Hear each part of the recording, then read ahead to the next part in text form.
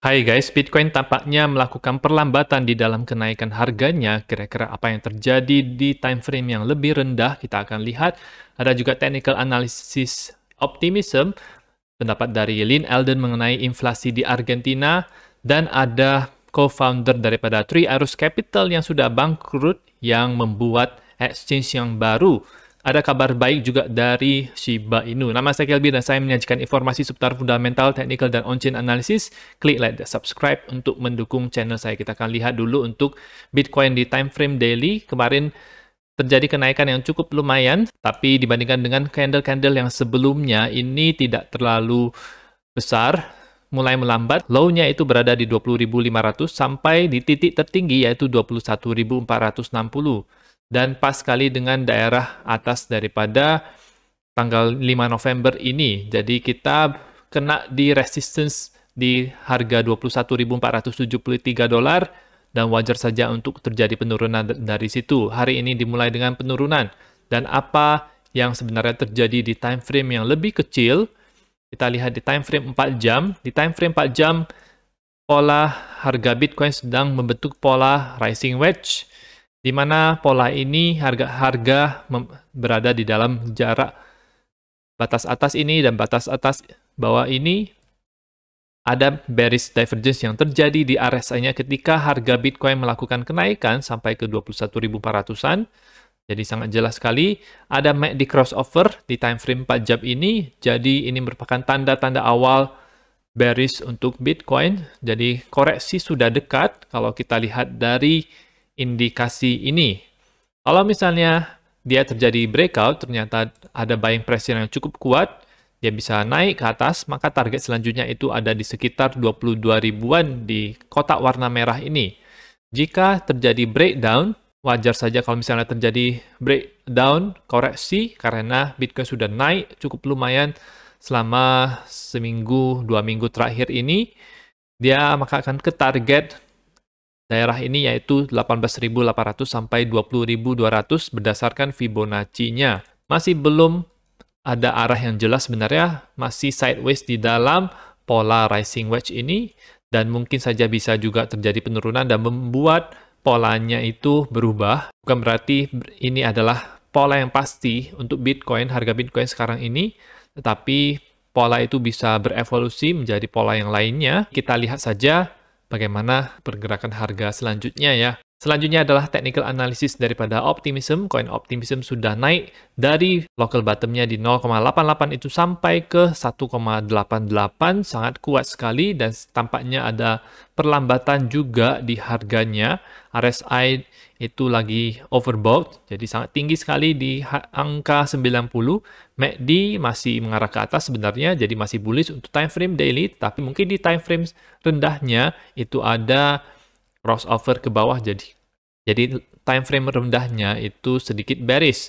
Target harganya ketika dia melakukan koreksi ini adalah dia bisa ke 1,5 dolar, ini adalah daerah Fibonacci 38,2-nya, sampai ke 1,259, ini adalah golden pocket-nya, tetapi lebih besar kemungkinan dia ke 1,5 dolar dulu. Kemudian kita akan melihat bagaimana reaksi dia ketika dia berada di kotak warna hijau ini. Akan saya update terus. Kenapa? Karena Optimism adalah koin yang fundamentalnya itu baik dan bisa menjadi salah satu koin pemenang di semester pertama ini.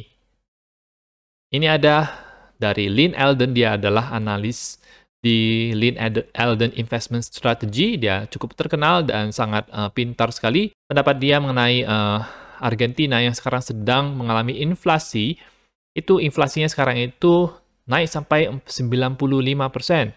Suku bunga itu tinggi, tetapi suku bunganya itu lebih rendah dibandingkan dengan inflasinya. Jadi kalau kita simpan uang, maka nilainya itu akan tergerus oleh inflasi.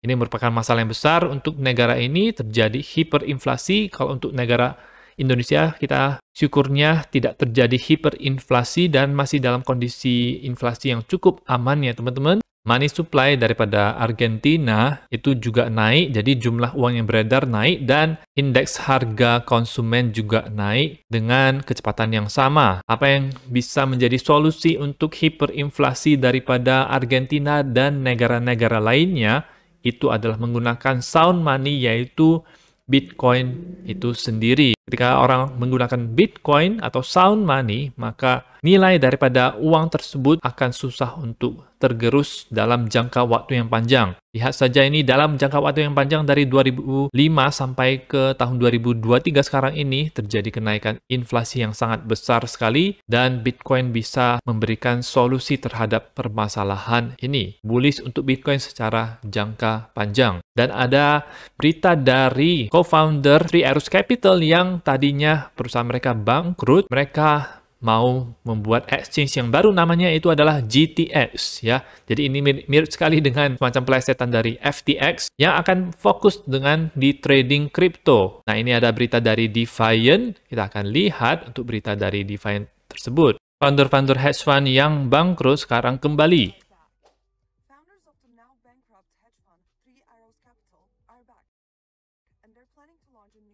Dan mereka berencana untuk membuat exchange yang baru. Namanya GTX dan mereka mau mencari investasi sebesar 25 juta dolar.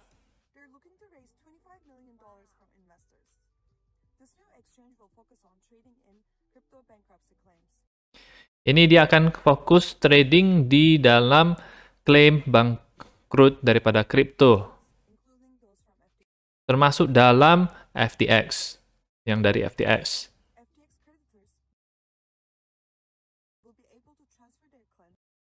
Kreditor FTX akan bisa untuk mentransfer klaim mereka ke GTX.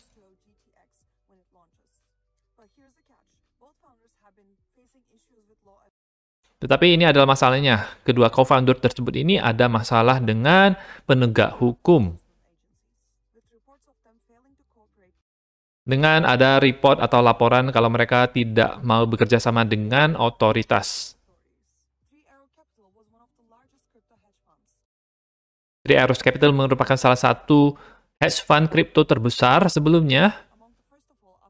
Merupakan yang pertama untuk jatuh setelah Terra Luna itu collapse.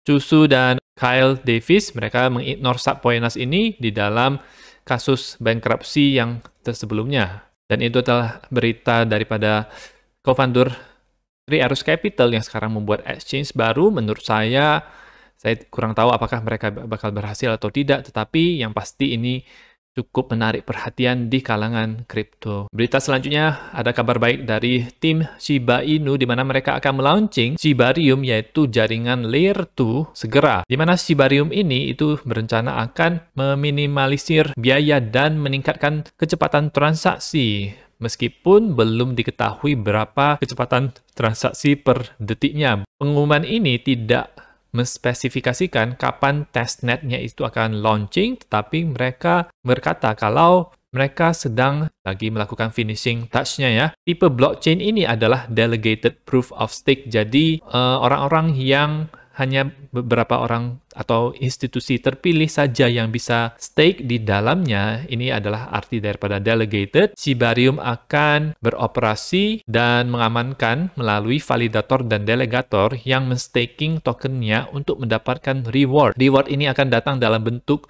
coin bond. Coin bond ini sudah dirilis dan ada di exchange Shiba Swap yang merupakan DEX daripada Shiba. Bond ini merupakan token governance untuk DEX Shiba Swap yang akan menjadi token gas untuk Layer 2 Shibarium. Dan akan ada token yang launching yaitu TREAT. Belum jelas bagaimana token TREAT ini akan digunakan. Ini merupakan berita yang cukup bagus. Kenapa ini mengeluarkan Layer 2? Karena Layer 2 adalah narasi yang akan booming di tahun 2023 atau paling telat ya 2024 kalau misalnya tidak booming di tahun ini, karena tim Shiba Inu ini mereka ngerti kalau sekarang itu lagi beralih ke Layer 2. Lihat saja jumlah transaksi di Layer 2 Optimism dan Arbitrum itu sangat besar sekali, dan bahkan ada salah satu platform yang fee-nya itu bahkan lebih besar daripada protokol-protokol yang sudah terkenal lainnya. Protokol tersebut itu ada di Arbitrum, salah satu layer 2 daripada Ethereum. Jadi kita lihat kalau tren itu berubah sekarang ke layer 2, bukan lagi di layer 1. Jadi teman-teman juga harus mengikutinya. Layer 2 ini akan menjadi hal yang booming menurut saya ke depannya. Dan Shiba Inu dia ingin mengambil kesempatan ini dengan melaunching yang namanya Shibarium, jaringan layer 2. Saya tertarik untuk Shibarium ini. Kemungkinan kalau misalnya harganya cukup rendah, saya akan membelinya ketika dia launching ya teman-teman. Itu saja untuk informasi pada video kali ini. Semoga bermanfaat. Teman-teman bisa dukung channel saya dengan mengklik like dan subscribe, dan nantikan video saya selanjutnya.